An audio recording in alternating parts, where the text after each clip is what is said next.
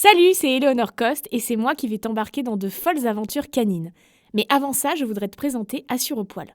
Alors tu l'as peut-être deviné, Assurepoil, c'est une assurance santé chien et chat. Son but, c'est rembourser ta facture chez le veto en cas de maladie ou d'accident de ton petit compagnon, mais aussi en cas de perte et de pépins divers et variés. Parce que quand ce genre de truc arrive, faut rapidement payer une blinde.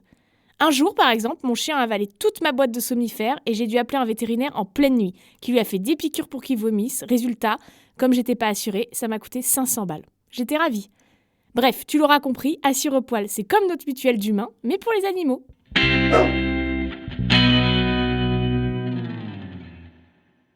Aujourd'hui, je pars à la rencontre de Clara et Ziggy. Clara et Ziggy, c'est vraiment une super belle histoire. J'avais très envie de les interviewer. Ziggy, il a été enlevé l'année dernière, il a été retrouvé à Cannes. Enlevé à Paris, retrouvé à Cannes. Il y a une vidéo qui a circulé partout et je vous mets au défi de ne pas chialer. Donc je suis super curieuse que Clara nous raconte comment elle a vécu ça et savoir un peu quelle trace aussi ça peut laisser.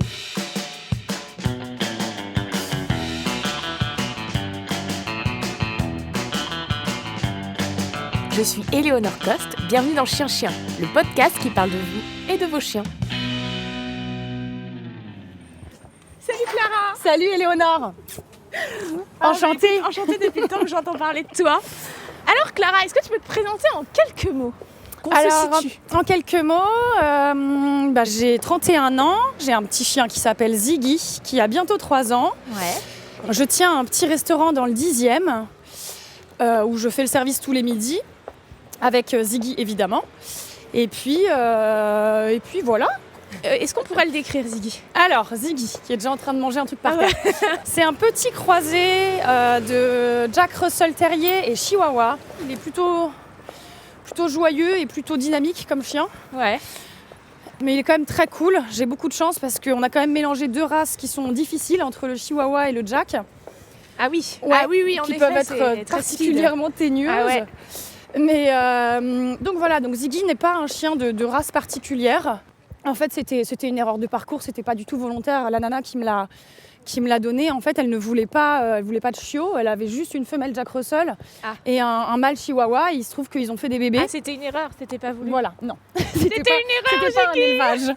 Elle ne comptait pas faire d'élevage de Chihuahua. Mais bon, et donc finalement, je tombe sur sa photo sur le Bon Coin avec ses petits yeux bleus. Je me dis, mais il est trop mignon. Et j'ai tout de suite su que je le voulais, celui-ci en particulier. Ah, attends, question très importante. T'es fan de Starmania? Pas du tout. C'était pour un hommage à David Bowie. Et c'est drôle parce qu'en fait, tout le monde C'est pense... horrible, j'avoue que c'est complètement con d'avoir pensé ça alors que c'est Starmania. Bah non, alors que c'est David Bowie, évidemment. Oui, donc tout le monde me chante la chanson. Ziggy, il s'appelle Chiant. Ziggy. Chiant. Voilà. Et je suis en mode non, pas du tout, mais c'est pas grave. Donc je leur dis oui la plupart du temps. Non, c'était pour Ziggy Stardust. Ouais, bah c'était plus mes références. Bien sûr. C'est bien. Voilà, j'étais plus sur du David Bowie que sur Starmania ou Céline Dion. Clara, on peut aller du coup dans un endroit un petit peu plus calme? Tout à fait, je vais t'emmener dans mon restaurant. Puis on va boire un petit café. Ah bah écoute, formidable, parce que c'est vrai que tout ce qui est...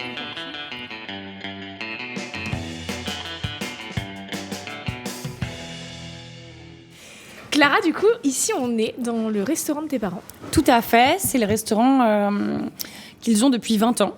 Ah oui, 20 ans. Et où je travaille le soir. Et tu y travailles depuis combien de temps du coup?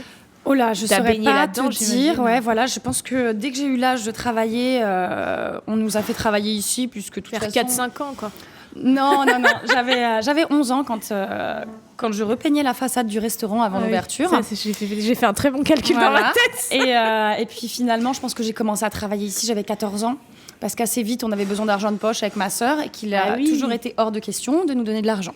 Donc il fallait qu'on travaille. Et c'était hors de question de travailler ailleurs. En fait, c'était facile aussi de travailler ici, peut-être. Ça a été facile puisque assez vite, comme c'est notre restaurant, c'est notre lieu, c'est comme une deuxième maison. Donc c'est facile puisqu'on le connaît depuis toujours et qu'on l'a un peu fondé ce resto avec nos parents. Donc oui, ça a toujours été une certaine facilité. Mais bon, travailler à 14 ans, c'est pas toujours facile. Non, j'imagine. Voilà. Donc il y a tes parents, il y a ta sœur en cuisine. Tout à fait. Et maintenant il y a Ziggy. Et il y a Ziggy, oui, qui accompagne les clients le soir, on va dire, et qui les accueille dans mon restaurant le midi. Alors, on va parler de cette histoire incroyable qui vous est arrivée. Oui. Ziggy a été enlevé donc dans le restaurant. Il a été kidnappé, j'aime bien dire ça. À la porte de mon petit restaurant dans le 10e. Dans le 10e. Voilà, en gros, je servais un client, il était à peu près 14h, donc une heure où le service se calme. Et je me suis un peu attardée avec ce client parce que je ne l'avais pas vu depuis un petit moment. Et Ziggy, lui, il était donc en liberté, donc sans laisse. Il était assis sur le paillasson de l'entrée, devant la porte. Et je tourne la tête et je me rends compte qu'il n'est plus là. Donc je sors immédiatement du restaurant, je regarde autour. Mais en une seconde, quoi, Ouais, tout de suite. Donc je sors tout de suite du restaurant, je regarde partout, je regarde par terre et évidemment, il n'est pas là. Mais assez vite, je savais que Ziggy n'était pas parti de lui-même et qu'il n'avait aucune raison d'être sorti du restaurant et de s'être barré. Puisqu'il est naturellement pas comme ça. Et Est-ce que tu te dis tout de suite qu'on te l'a volé ? Assez rapidement, ouais. T'arrives à te le dire, ça ? Assez rapidement, je me dis oui, que c'est un vol, que c'est pas... qu'il peut pas être perdu. Parce qu'on perd pas un chien comme ça, quoi. Ouais. Et donc, je ferme le restaurant très très vite et je me mets à le chercher dans les rues, à pied. Je vais évidemment une première fois au commissariat du 10e où on ne peut pas me recevoir. Et la police, en fait, est en sous-effectif. Et de toute façon, ils me disent, on n'est pas sûr que ce soit un vol. Donc, attendez. Très bien. Mais tu devais être folle. Dans quel état Oui, j'étais complètement folle. Là, j'étais déjà en panique totale. Donc, assez vite, je commence à poster sur Instagram en disant que... À ce moment-là, j'étais quand même dans le doute. Je préfère dire que je l'ai peut-être perdu. Oui. On va accuser personne. Donc, le premier jour, je préfère dire ça. Et je dis sur les réseaux que mon chien est égaré ou volé. Et je commence à demander de l'aide et à demander à ce qu'on partage au maximum sur les réseaux. Et le truc, c'est qu'en fait, assez vite, il y a une amie de ma cousine, avec laquelle je vis en coloc à ce moment-là, qui m'envoie un message en me disant « Je suis sûre d'avoir repéré un mec avec ton chien dans les bras, rue de l'Université, dans le 7e. » Donc déjà, il y avait un bon voyage qui avait été fait entre 14h et 17h. Oui, c'est fou. Et grâce aux réseaux sociaux. Voilà, donc grâce au réseau, on a un premier signalement le lundi soir. Donc quelques heures à peine après le vol, ce qui est plutôt rassurant. Mais bon, évidemment, je vais sur place et je le trouve pas. Donc je fais tout le coin de la Tour Eiffel, de la rue de l'Université, tout ce coin-là, le quai Branly. Je suis accompagnée de ma cousine à ce moment-là. On traîne, je crois, jusqu'à 23h dans les rues pour chercher mon chien. Donc bon, à 23h, on rentre chez nous avec pas tellement d'infos, pas tellement de pistes. Et le lendemain, le mardi, on recommence. On inonde les réseaux sociaux d'annonces, de vols. Là, on est quand même ça se partageait, assez sûr. Les gens, ils partageaient, tu trouves facilement. Ça commençait à se partager, mais c'était que ton petit entre amis, quoi. Voilà, des cercles d'amis. Ouais. Et c'est le mercredi où je me dis, ça va pas assez vite, faut trouver d'autres solutions pour que les gens partagent sur les réseaux sociaux. Il va falloir que j'y aille au culot et que je demande à des gens connus de partager sur les réseaux. Ah, c'est vrai ? Alors, bonjour à tous. On est le mardi 20 avril, il est à peu près 9h. Je vais essayer de vous faire une vidéo explicative. Bah oui, mais bien sûr, t'as tellement raison. J'y suis allée au culot, j'ai envoyé des messages à Stéphane Plaza, à Valérie Damido. Et l'annonce, elle commence vraiment à faire le tour de la France. Mais littéralement. C'est-à-dire que quand je me reconnecte sur Facebook, je vois 16 000 partages, 14 000 partages, des trucs ahurissants.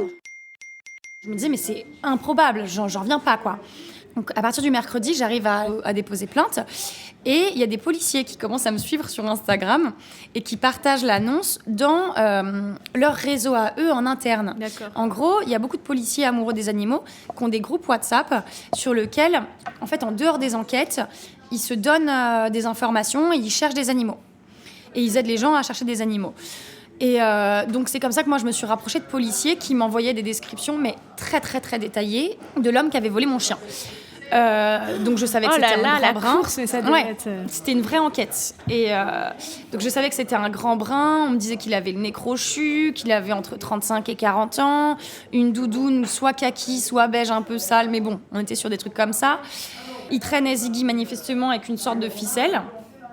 Et donc, il faisait la manche avec. Et en fait, il avait été repéré le mardi, le mercredi et le jeudi.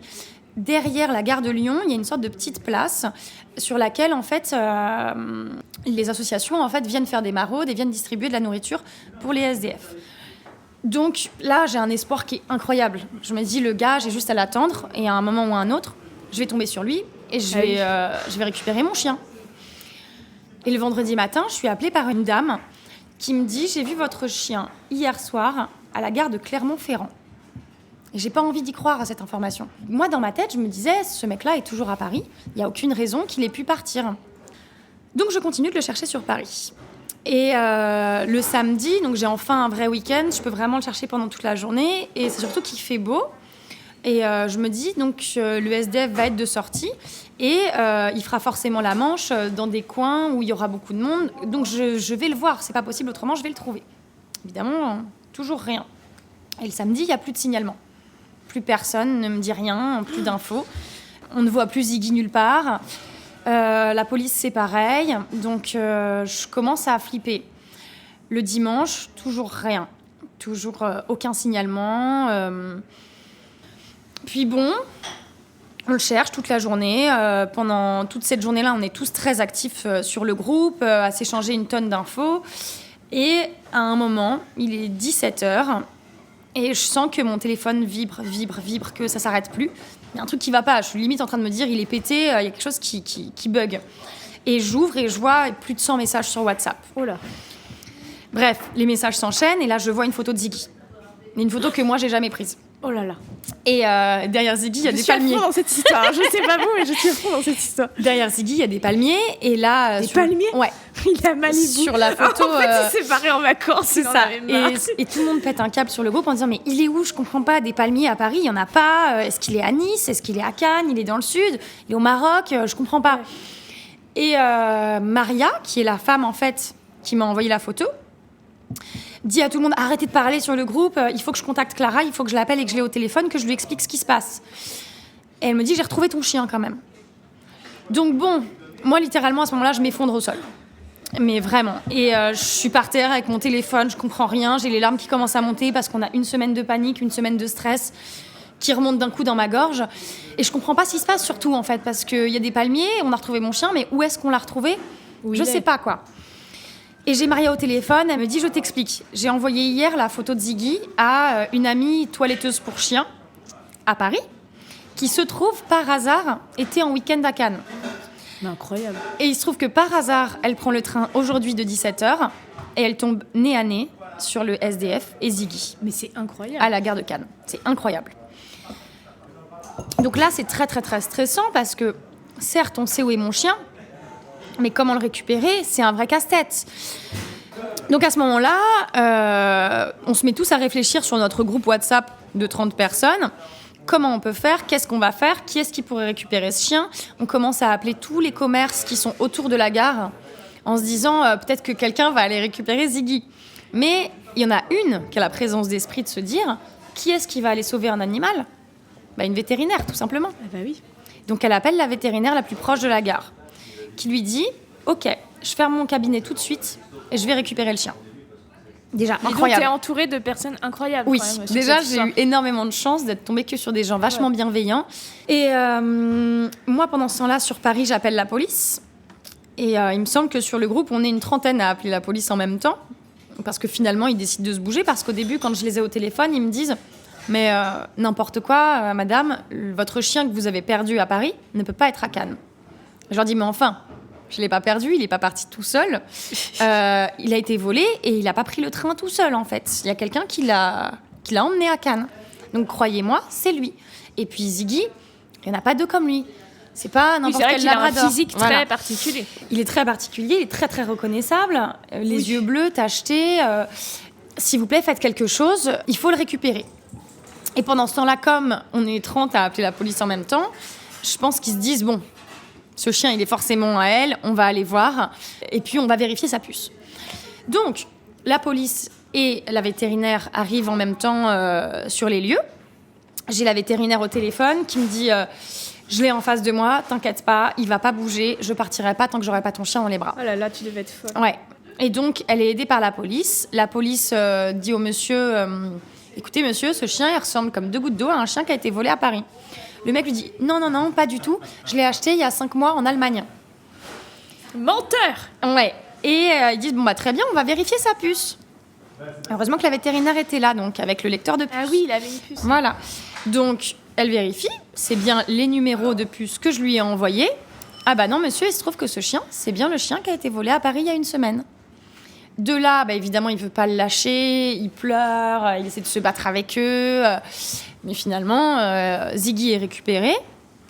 Et donc, il part avec les agents de la sûreté ferroviaire qui l'accompagnent d'abord chez la vétérinaire pour vérifier que tout va bien. Et ensuite, grâce encore à des amis d'amis, il a été récupéré par une copine de ma cousine. Et le plus drôle, c'est le lendemain, moi j'ai une amie qui est hôtesse de l'air et qui me dit ça va être la grosse galère pour descendre à Cannes, t'en as pour des heures et des heures de train. Il se trouve que comme par hasard, j'ai une amie pilote privée qui a son avion privé et qui fait demain un Cannes-Avignon. Donc l'amie pilote il se trouve qu'elle récupère donc Ziggy finalement la veille.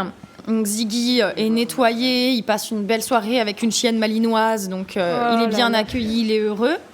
Et le lendemain matin, donc moi je prends mon train à 5h du mat, et puis à midi, il a atterri près de la gare d'Avignon dans son petit avion. Oh non! Et c'était trop mignon. Son petit jet privé. Voilà, exactement. Et puis on s'est retrouvés à ce moment-là, et c'est probablement l'événement le plus heureux de ma vie, je pense. Et ça a été très médiatisé, ça, parce que cette vidéo, elle a circulé partout. Ouais. Tout de suite, il m'a sauté dans les bras, il était comme un dingue. Il m'a léché tout le visage, j'étais ravie. Mais oui, je sais. Oh là là là là. Ah, mais il est content, hein. Il arrive même pas à remuer la queue assez vite. Il a fait un sacré voyage, là, quand même, hein. Merci, merci. Est-ce que toi, tu trouves un changement chez lui depuis cette histoire? Ouais, quand même. Il est plus méfiant avec les hommes. Oui. Maintenant, comme tu as pu le voir, il peut aboyer quand il voit des gens de l'autre côté de la porte. Ouais. Donc, il est plus aussi naïf qu'il pouvait l'être avant. Et toi? Ah moi... en fait, c'est à double tranchant parce qu'à la fois, c'était magnifique au niveau de la solidarité, à ce niveau humain. Et en même temps, maintenant que je sais la peine que ça m'a fait, en fait, et ce trou énorme dans le cœur, je pourrais jamais accepter que ça se reproduise, quoi. C'est une part de nous qu'on perd à ce moment-là, et j'étais en train de me laisser dépérir. J'ai perdu en une semaine 7 kilos, donc je dormais plus. Donc je pense que pour me faire survivre, il aurait fallu me mettre en HP et me forcer à bouffer, quoi. Mais sinon, j'aurais continué de chercher mon chien jour et nuit. Je t'imagine à 60 ans, Ziggy. Oui. Non, mais heureusement. Mais c'était il y a comme ça. une C'était très comme belle ça. fin. Je criais dans la Je rue. veux bien te Ziggy, croire. Ziggy. Je veux bien te croire. Clara, merci beaucoup d'avoir Je t'en prie, partagé Léonore. ton histoire avec nous, qui est Avec vraiment plaisir. hyper touchante et hyper motivante. Oui. Parce que ça fait vraiment croire en l'humanité, C'est comme clair. tu dis. Et pour le petit mot de la fin, est-ce qu'il y a quelque chose que tu voudrais dire à Ziggy, si tu pouvais? De ne pas retourner à Cannes sans moi, surtout. Tout simplement. Ah oui, Voilà. ça c'est bien. Merci beaucoup, Clara. Je et t'en Ziggy. prie. Merci. Avec à bientôt. plaisir. Salut. Et voilà, on quitte Clara et Ziggy. C'était trop chouette. C'est vrai que c'est une magnifique histoire. Si vous avez un chien un jour qui disparaît, comptez les uns sur les autres et comptez sur les réseaux sociaux parce que c'est un pouvoir de dingue qu'on a aujourd'hui au XXIe siècle. Allez, à très vite tout le monde!